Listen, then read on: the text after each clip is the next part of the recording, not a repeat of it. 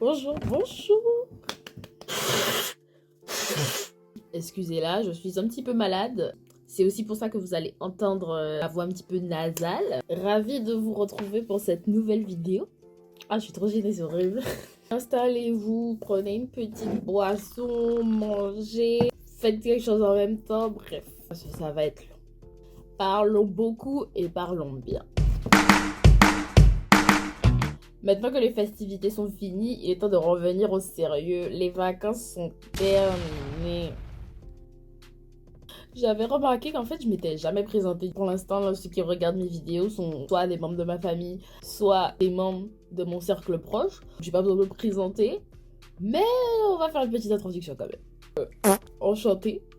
Je m'appelle sur le YouTube La Puce.create. La Puce, c'est mon surnom. Create parce que ça englobe un peu tout en fait. On part un peu partout. En rapport avec ma créativité, avec la création de contenu.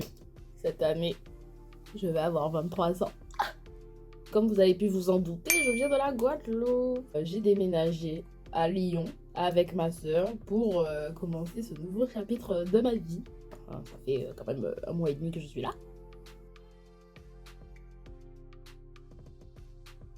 Alors moi je suis pas du tout le genre à faire de mood board ou des trucs comme ça. J'ai arrêté de faire des résolutions il y a plusieurs années parce que franchement j'ai remarqué que j'avais beau faire des résolutions, ça servait à rien si je mettais pas l'effort dedans.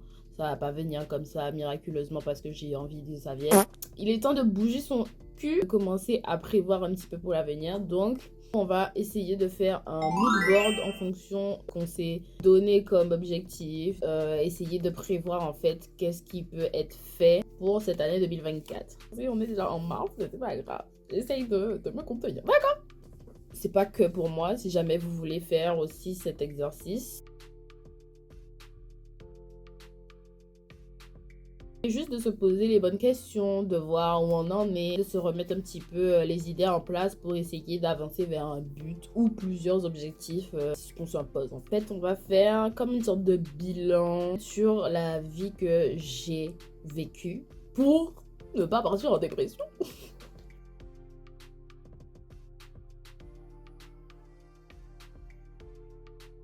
Donc, vu qu'on est parti sur l'objectif de créer un mood board, des objectifs, un plan pour l'année prochaine, pour bien voir, avoir un point de vue global sur ce qui a été fait, je pense qu'on peut essayer de partir de qu'est-ce qui s'est passé au niveau de la scolarité. Regrouper toutes les informations que vous pouvez sur votre parcours scolaire jusqu'à là où vous vous êtes arrêté à l'école en fait. Moi j'ai fait lycée général et je suis allée en bac S et après ça j'allais faire des études au Canada pendant 3 ans d'infirmerie. Tout ça pour que juste avant la remise des diplômes on me dise que il va falloir s'arrêter là. Si je ne reprends pas le cours en mars d'après, j'aurai pas mon diplôme, je devais repasser le cours en fait. Désolée, mais j'aime tellement mettre les trucs derrière les oreilles, je trouve ça tellement drôle. Bon, allez, un peu de sérieux, on m'a dit. Voilà, en gros, on m'a dit t'es nul, et si tu recommences pas, t'as pas ton diplôme. Du coup, moi, j'ai dit, vous savez quoi? Vu que de base, même, je n'avais même pas envie d'être infirmière, en fait. Eh ben, ciao, bye. Ciao, bye. J'ai eu 3 semaines de vacances. J'ai fait un petit peu le tour de Montréal, je me suis organisée pour mon départ. Après, on est parti à New York avec ma meilleure amie pour le nouvel an. Et je suis allée en Guadeloupe. Sans stress, sans rien, j'étais au calme. Je n'avais pas obtenu de diplôme pour cette licence-là, mais je n'ai pas fini avec des problèmes de santé mentale. J'étais au bord d'avoir des problèmes de santé mentale avec l'infirmerie là, 3 ans, alors que depuis la première année, je sais déjà, depuis le premier stage, je sais déjà que ça va pas être pour moi. Je suis retournée en Guadeloupe et ma mère a vu une annonce pour une formation en marketing digital en Guadeloupe directement, donc dans un centre de formation. Première fois que j'allais dans un centre de formation, en attendant, je vais faire ça et puis c'est peut-être ça va me donner assez d'expérience pour pouvoir commencer un truc en France après. La formation commence en mai, jusqu'en janvier, tout se passe bien, je fais mon stage, j'ai passé tous les cours, etc. 2 jours avant l'examen, on nous annonce que le centre de formation est fermé. Plus de cours pour personne, pas d'examen pour personne. Nous sommes en mars, on est déjà le 4 mars. et nous avons toujours pas d'informations. Comme j'ai remarqué qu'on ne veut pas que j'ai des diplômes, on ne veut pas de moi en école, on ne veut pas de moi dans le monde du travail. Bonjour YouTube, j'espère que toi au moins tu veux de moi. Tout le monde a envie de faire une chaîne YouTube. J'ai déjà pris les 2 signes là. Eh ben je prends pas le 3e signe, c'est bon, j'y vais. Ah, ne me lâchez-moi, j'y vais. C'est bon, j'ai compris. Je me dis que ça peut aussi m'entraîner pour la suite, lol. À faire du montage, de l'édition, etc. On sait jamais. C'est un petit peu le bordel en ce moment dans ma vie professionnelle. Il est temps de se bouger le cul.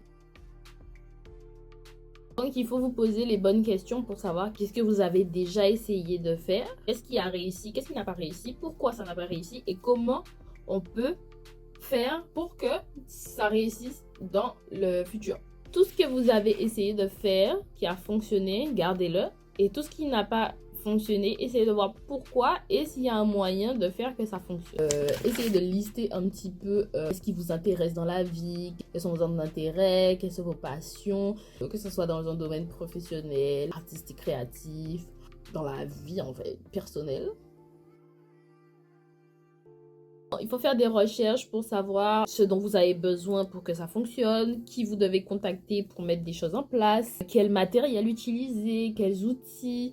Il va falloir réunir les documents nécessaires. Donc, CV, lettre de motivation, tout ce qui va être documents administratifs, identitaires, qui vous permettront d'être préparé en cas de rencontre avec d'autres professionnels qui vont pouvoir vous aider dans vos projets. Donc, qu'il n'y ait pas de oh, il va falloir qu'on se re-rencontre parce que j'ai oublié. Non, vous êtes prêts en fait. Il est temps de rencontrer les personnes concernées qui pourront vous aider à mener à bien au projet en prenant des rendez-vous, en vous déplaçant, en faisant des zooms.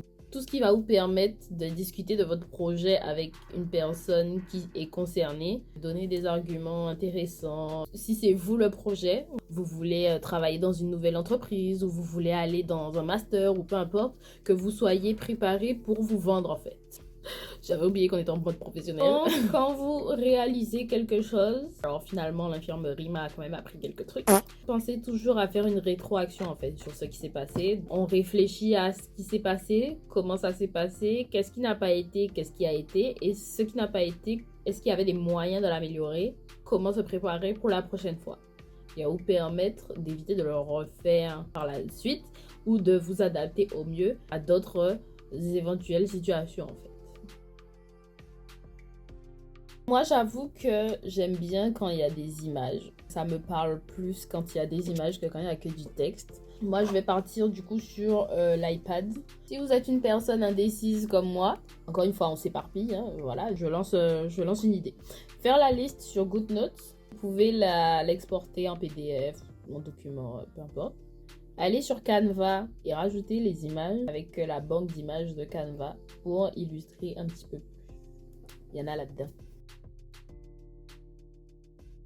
J'ai fini ma liste de centres d'intérêt et là du coup je l'ai collée dans Canva pour pouvoir ajouter les images correspondantes. Donc comme vous pouvez le voir, j'ai mis des choses qui me passionnaient ou qui avaient de l'intérêt pour moi. Donc, et j'ai rajouté entre parenthèses des petits détails. Genre c'est large voyager. Ben moi c'est découvrir des nouveaux endroits, de la culture et surtout la nourriture qui va vous aider à comprendre pourquoi vous avez mis ça dans la liste. J'ai regroupé des images qui pouvaient ressembler à ce que je voulais dégager. Donc maintenant que notre liste de centres d'intérêt est faite, on va aller chercher ce qui a été fait, ce qui a fonctionné, ce qui n'a pas fonctionné. Qu'est-ce qu'on aimerait faire, qu'est-ce qu'on n'aimerait pas faire, dans quoi on se voit dans quelques années. Enfin, essayer de se projeter. Quelle vie, en fait, on aspire à avoir. Donc, j'ai regroupé sur infirmerie en premier. Ce que j'ai ressenti, donc peu d'intérêt, manque de motivation, on sait réussir sans effort. Et du coup, les résultats, c'était une mauvaise expérience, un stress inutile, une perte de temps et pas de réussite à long terme. J'ai regroupé tous les jobs, en fait, à temps partiel que j'ai réalisés, que ce soit au Canada ou en Guadeloupe. Donc, j'ai mis des objectifs que j'aimerais retenir pour la suite de mon parcours. Donc cette réflexion-là, en fait, elle va nous aider à créer une to-do list qui va nous permettre de sélectionner les priorités à gérer et aussi de savoir où aller, qu'est-ce qu'il faut faire. J'ai fait les 3 premiers, donc c'était les prioritaires pour moi. Le déménagement, trouver un travail, donc avoir une entrée d'argent et un diplôme. Le reste qui pour moi était prioritaire dans les prochains mois. J'ai pas fait sur toute l'année, j'ai fait vraiment sur les prochains mois. Encore une fois, j'ai rajouté des images, illustrations pour pouvoir dynamiser un petit peu le tout. Vous pouvez imprimer en fait les documents que vous réalisez, comme ça vous les aurez sous les yeux et les afficher en fait, les accrocher sur vos murs. Je sais pas qu'est-ce que vous avez, mais vous pouvez faire ça. Non, si vous êtes du genre à aller rapidement sur votre téléphone pour pouvoir avoir accès, ben, vous pouvez aussi. Du coup, chercher les priorités vont nous aider à voir qu'est-ce qui doit être fait le plus rapidement possible, délimiter aussi dans le temps les actions. Si moi je dois déménager, ben, et que c'est la priorité, dans la semaine, je priorise le déménagement. Donc du coup, chercher des agences, appeler des locataires, tout ce qui a un rapport avec l'élément priorité. Je me suis rajouté des challenges personnels parce que j'ai envie d'improve déjà ma qualité de vie, de changer quelques éléments, par exemple de mon style vestimentaire, coiffure, maquillage, peu importe. Le fait que je me donne ce challenge, ben, je me dis ok, il va falloir y aller en fait. Vous pouvez faire ça aussi. Donc j'ai fait challenge 2024, make-up, style, par exemple make-up. Et qu'est-ce que dans le make-up j'aimerais me challenger, donc essayer des nouveaux looks, des nouvelles techniques. Et ça peut rentrer aussi dans votre mood board. J'ai regroupé des objectifs, des challenges, des envies.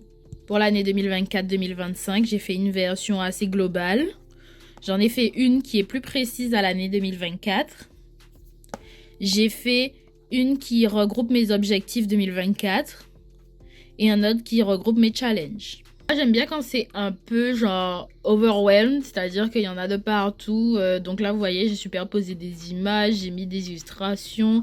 Pour celui-là, j'ai essayé de rendre ça un petit peu plus organisé en rangeant les images et en mettant les prioritaires en plus gros. Si j'ai mis déménagement et là, par exemple, c'est travail. Ensuite, pour mes objectifs, là, j'avoue que j'ai pas rangé ça forcément d'une manière organisée.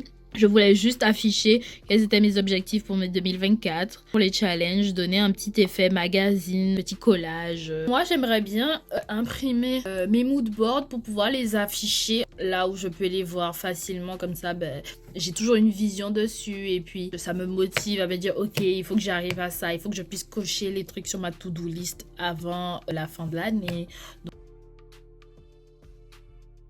Pour les recherches, en fonction de ce que vous voulez faire, par exemple, moi, si je veux faire de l'entrepreneuriat, ben, je vais commencer à chercher qu'est-ce que c'est, où je peux m'informer, où je peux me former, qu'est-ce que ça prend en compte comme matériel, de quoi j'ai besoin, ce genre de recherche pour créer votre préparation. J'ai fait un dossier sur mon téléphone pour aller plus vite qui s'appelle documents importants avec tous les documents que je dois retrouver facilement pour m'aider dans la réalisation de mes activités prioritaires.